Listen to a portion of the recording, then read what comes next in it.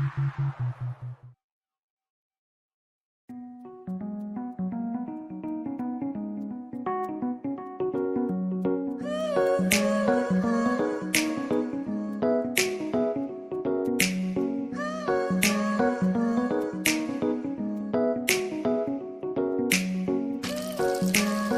suis Cohen Fundatella Herman et je suis un pétrin dans l'ordre des experts comptables congolais de la RDC ainsi qu'auditeur chez AFT Consulting et associé.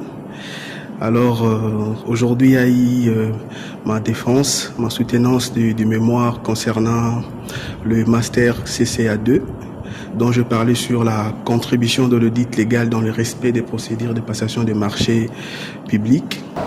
Nous savons que les commissions de compte comme auditeur légal répond à certaines obligations parce qu'il y a une responsabilité civile, une responsabilité pénale, même une responsabilité disciplinaire.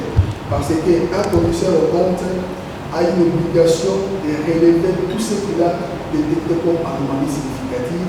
S'il ne relève pas cela, cela peut aboutir à des sanctions pénales. Selon le code de commerce français qui dit il est sanctionné de 2 ans d'emprisonnement avec une amende de 15 000 € pour le commissaire de compte pour l'auditeur légal qui n'a pas relevé tout ce qu'il a reçu comme fait au courant de la mission d'anomalie significative ou même le fait délictueux au procureur de la République. Alors, le jury s'est bien passé. Les professeurs et les membres du jury étaient vraiment à la hauteur. Ils m'ont posé des questions qu'il fallait et j'ai pu répondre pour satisfaire leurs questions. Les contrôles internes de place importante dans le travail que vous faites dans le commissaire de compte. Alors, quel est l'objectif du contrôle interne? L'objectif du contrôle interne, je vais d'abord définir le contrôle interne. Selon le référentiel COSO, qui a été mis en place par les sénateurs du en 1985, ce référentiel définit le contrôle interne comme étant un processus mis en place par les conseils d'administration, les dirigeants ainsi que les personnels d'une organisation, ayant comme objectif de fournir une assurance raisonnable dans l'atteinte des objectifs ci-après, la réalisation et l'optimisation des opérations, la fiabilité de l'information financière ainsi que le respect des lois et des réglementations en vigueur. C'est ça l'objectif du contrôle interne. C'est une commission très lourde, c'est le sénateur, c'est le patrouille, mais c'est la commission qui a mis en place le contrôle interne parce que c'est composé de 5 institutions. Je vois l'organigramme du cabinet. Et il y a une structure là-bas, contrôle interne. Quel est le rôle de ce contrôle interne au sein du cabinet? Le rôle du contrôle interne, c'est notre cabinet. Le contrôle interne ici a pour rôle de vérifier la conformité par rapport aux procédures mises en place par le cabinet. Si celles-ci, les procédures et les procédures sont respectées dans toute l'activité du cabinet. Et pour moi, je dirais seulement que ça s'est bien passé. Et la décision a été vraiment correcte par rapport à la défense. Les juges composés de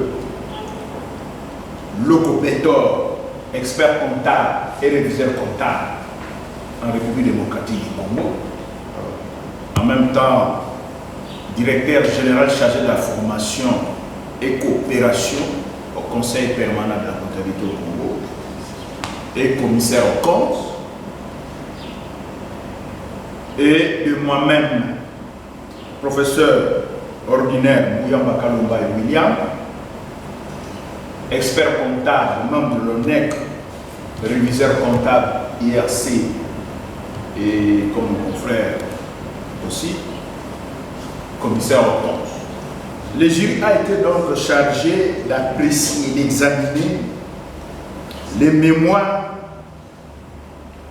intitulées Contribution de l'audit légal dans le respect des procédures de passation des marchés publics cas de la GECAMI, mémoire écrite par Cohen Fundatella la Herman. Après avoir entendu les candidats,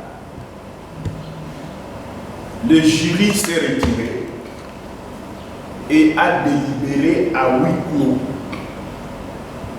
les mémoires précitées et a pris la décision suivante.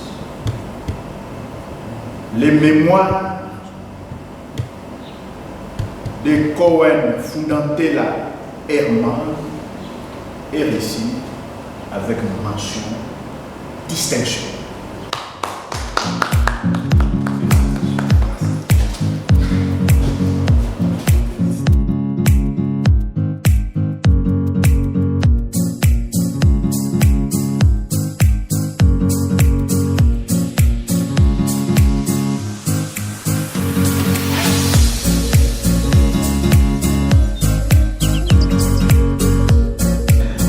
Je tiens qu'à remercier tous ceux qui ont contribué à la réalisation de ce travail, entre autres les cadres idéal qui est AFT, mais aussi les différents personnels de la GECAMINE et certains amis, comme celui qui est venu m'accompagner, Joël Bokele.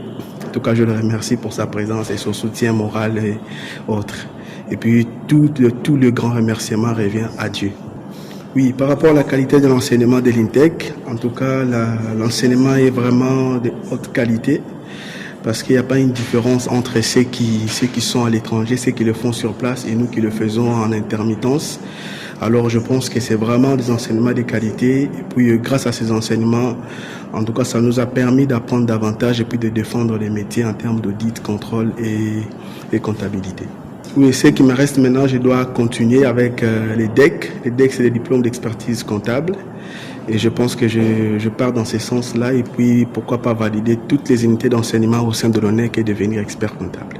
Mon mémoire est dédié à mon fils, Jay Cohen, et à nous, et à ma mère, Alphonsine Kapumba, et pourquoi pas ma femme, Jimmy Mandeke Mukunaï.